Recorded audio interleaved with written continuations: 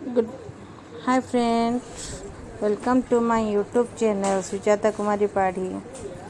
आज आम कोरापुट जगन्नाथ मंदिर बुली जावा। मो जगन्नाथ मंदिर वीडियो अपलोड कर देछि एबे तार साइड रे थिबा सब ठाकुर को देखिबा। एठी जगन्नाथ मंदिर रे चतुर्पार्श्व रे जगन्नाथ समस्त भेषर प्रतिमूर्ति रखा जाइए। बहुत भल लगे देखा, बहुत सुंदर भी देखा। आपण मैंने जदि के आसुँच कोरापुट जगन्नाथ मंदिर जोटा कि आम सागर श्रीक्षेत्र तार चतुर्पार्श्व थिबा जगन्नाथ समस्त भेष भी देखिए। बहुत भल लगे देखापी। आ चतुर्पार्श्व आमर सब पार्श्व देवादेवी भी अच्छा से मंदिर भी अच्छी।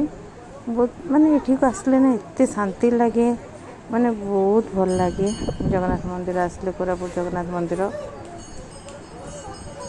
एठी जगन्नाथ समस्त प्रतिरूप देखिपारे भेष आ सहित ना कि जग ये आ गोटे जिनस अच्छी आम भारतर समस्त तीर्थस्थानर भी प्रतिमूर्ति रखा जाइए।